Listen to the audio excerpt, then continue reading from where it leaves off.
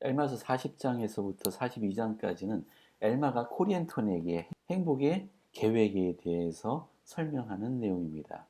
먼저 엘마서 40장의 1절을 조용히 눈으로 살펴보시기 바랍니다. 자, 코리엔톤은 행복의 계획 중에서 어떤 부분을 걱정했습니까? 죽은 자의 부활에 관하여 마음이 염려하고 있는 줄을 내가 알겠습니다라고 이야기하고 있습니다. 우리 코리엔토는 부활의 교리에 대해서 뭔가를 오해하고 있었던 것이 분명합니다. 자, 2절에서 5절까지 읽어보겠습니다. 자, 보라, 내가 네게 이르노니 그리스도께서 오실 이후까지는 부활이 없느니라. 또 다른 말로 내가 하고자 하노니 곧 이 죽어야 하는 것이 죽지 아니함을 입지 못하며 이 썩어야 하는 것이 썩지 아니함을 입지 못하느니라. 보라, 그가 죽은 자의 부활을 가져오시느니라. 그러나 보라, 내 아들아, 부활은 아직 아니니라. 이제 내가 한 가지 비밀을 내게 밝혀주거니와 그러할지라도 알려지지 않고 있는 비밀이 많이 있어 하나님 자신 외에는 아무도 이를 알지 못하느니라. 그러나 내가 알고자 부지런히 하나님께 여쭈었던 한 가지 일을 내게 보여주노니 이는 부활에 관해서이니라. 보라, 누구나 죽은 자 가운데서 나올 때가 정해져 있느니라. 이제 이 때가 언제 오는지는 아무도 알지 못하나 하나님께서는 정해진 때를 알고 계시느니라.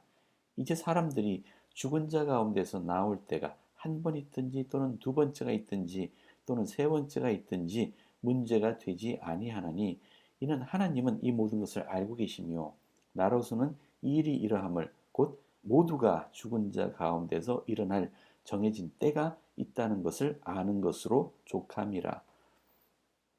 자, 5절에 나오는 엘마의 가르침에 따르면은 부활이 몇 번 있는지 아는 것보다 더 중요한 것은 무엇입니까?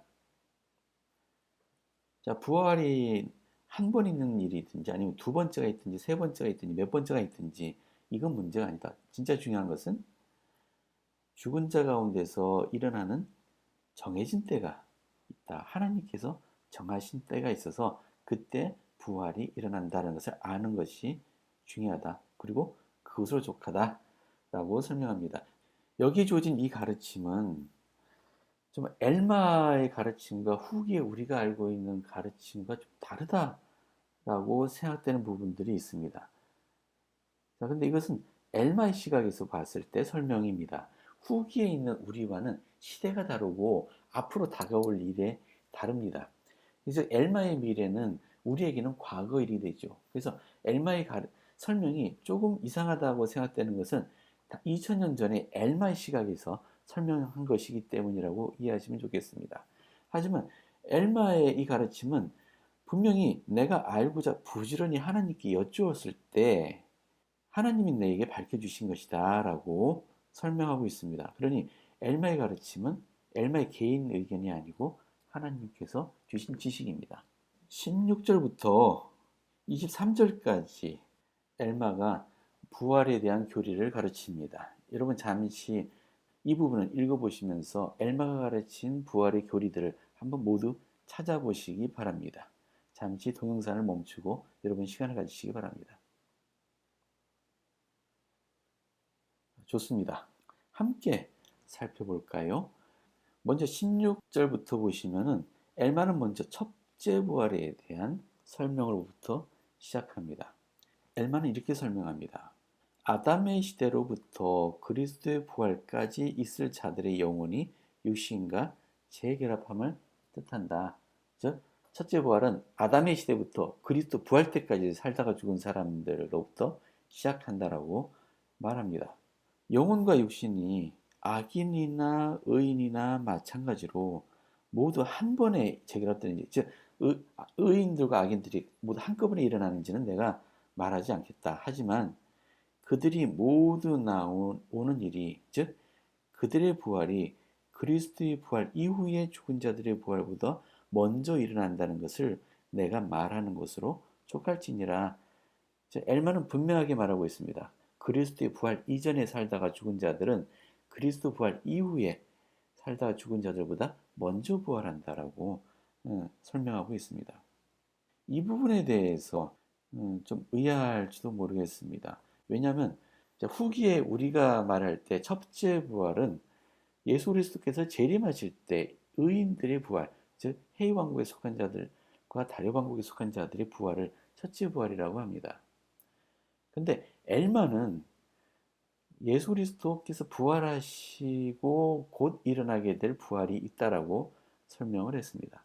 우리가 말하고 있는 첫째 부활은 언제 일어납니까? 우리 학생교재의 설명을 살펴보겠습니다. 엘마는 첫째 부활을 지상의 시간과 연관시켜 말했다. 예수 그리스도께서 첫 번째로 부활하시며 곧 이어 지상이 시작될 때부터 그리스도 부활 때까지 지상에 살다가 죽은 의로운이들이 부활한다. 이것은 경전에 분명히 얘기하고 있습니다. 신약에. 그리고 우리 몰몬경에도 그리스도께서 부활하신 표적이 보였을 때 무덤에 묻혀 있던 성도들이 일어났다라는 기록이 있습니다. 이미 첫째 부활은 이미 시작되었습니다. 엘마는 그것을 첫째 부활이라고 설명했습니다. 조셉 필딩 스미스 회장님의 설명을 보면은 그리스도께서 죽음에서 일어나셨을 때 의로운 이들의 일반적인 부활이 있었지만 우리는 그리스도 재림 때 있을 의로운 자들의 부활을 첫째 부활이라고 보통 말한다. 엘마가 말하는 첫째 부활과 우리가 말하는 첫째 부활은 좀 다릅니다. 이것이 우리에게 첫 번째이다. 왜냐하면 우리는 지나간 과거에 대해서는 거의 생각하거나 염려하지 않기 때문이다. 주님께서는 그분이 재림하실 때 무덤이 열리고 의로운 이들이 나와 그분과 함께 천년 동안 지상을 다스리실 것이라고 약속했다. 즉 엘마 입장에서는 그리스도께서 부활하실 때 같이 일어나게 되는 것을 첫 번째 부활이라고 하지만 우리는 그건 이미 과거 일이고 우리에게 있어서 첫 번째 부활은 주님이 재림하실 때 일어나게 되는 부활을 첫째 부활이라고 우리는 칭한다는 의미죠. 자, 좀 더 설명을 읽겠습니다. 주님께서 오실, 즉 재림하실 때 자기의 무덤 속에서 잠자던 자들이 나아오리니 이는 그들의 무덤이 열릴 것임이라. 그리고 그들도 또한 끌려 올라가 하늘의 기둥 가운데서 그들을 만나게 되리라.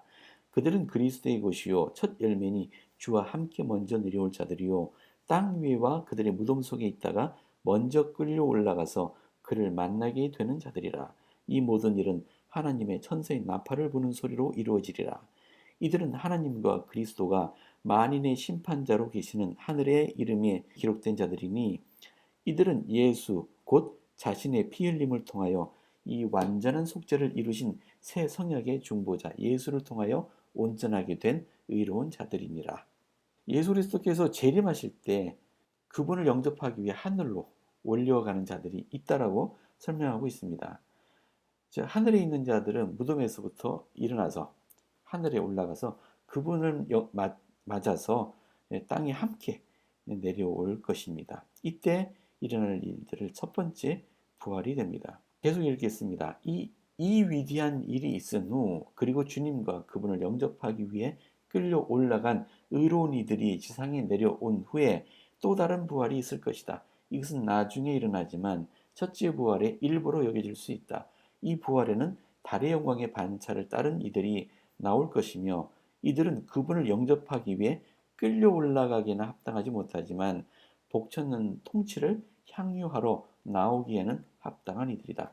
즉 첫째 부활은 좀 늦게 나오는 부활이 있는데 달의 영광에 속한 자들이 나오는 부활도 첫째 부활로 일컬어진다라고 말합니다. 브루살 맥콩 장로님은 이렇게 정리했습니다. 이 부활의 아침에 나오는 이들은 해의 영광의 몸으로 부활할 것이며 해의 영광을 상속받을 것이다. 이들은 그리스도의 첫 열매가 되는 자들이다. 이 부활이 오후에 나오는 이들은 달의 영광의 몸으로 부활할 것이며 그 결과 그의 왕국을 상속받을 것이다. 그들은 이 부활에 나올 때 그리스도의 것이 된다. 지금까지 부활했던 모든 이들은 해의 영광의 몸을 받았다. 달의 영광의 존재로 나오는 것은 재림 이후에 비로소 시작된다. 즉 첫째 부활은 아침 부활과 오후 부활로 나누어지고 아침 부활은 해의 왕국, 오후 부활은 달의 왕국에 속한 자들의 부활이다라고 설명합니다. 자, 그래서 한 가지 의문점은 그러면 그리스도의 부활 이전에 살다가 돌아가신 의인들은 이미 부활했다는 것을 이해하겠는데 악인들은 어떻게 될 것이냐? 그들은 이미 부활했느냐? 아니면 그들은 둘째 부활로서 나오게 되느냐? 네, 이것은 좀 정확히 모르겠습니다. 혹시 이에 관련된 자료를 가지고 계신 분들은 저에게 좀 제공해 주시기를 부탁드립니다. 좀 더 부활에 대한 교리를 살펴보겠습니다. 21절입니다.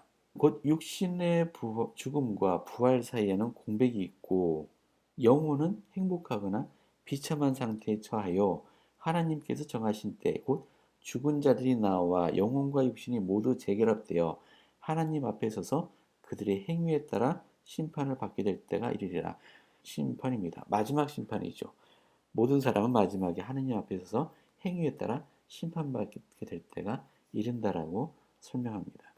영혼은 육신에게로 회복되겠고 또 육신은 영혼에게로 회복될 것이라. 23절입니다. 또한 각 사지와 관절이 그 몸으로 회복되리니 참으로 머리털 하나라도 잃지 않고 모든 것이 그 적절하고 완전한 구조로 회복되리라. 자, 부활에 대한 어떤 교리가 담고 있습니까? 부활하면 사지나 관절 모든 것, 머리카락 하나라도 완전한 구조로 회복된다. 만약에 지상에 사는 동안에 사지에 결손이 있었던 사람이나 몸에 질병이 있었거나 하는 사람들은 어떻게 되겠습니까? 모든 것이 완전한 구조로 부활하게 됩니다. 부활한 육신에 결손은 없을 것이며 어떠한 결점도 찾아볼 수 없을 것입니다. 델리네이치 옥스 장로님의 설명입니다.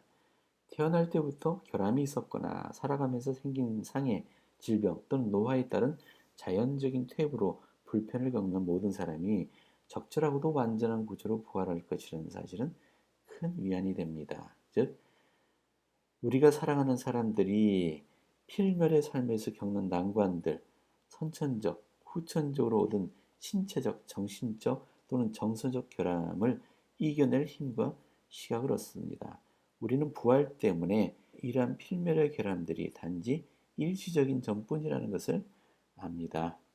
부활할 때 우리 인간들은 완전한 상태, 즉 결함이 없는 상태로 부활하게 된다라고 설명합니다.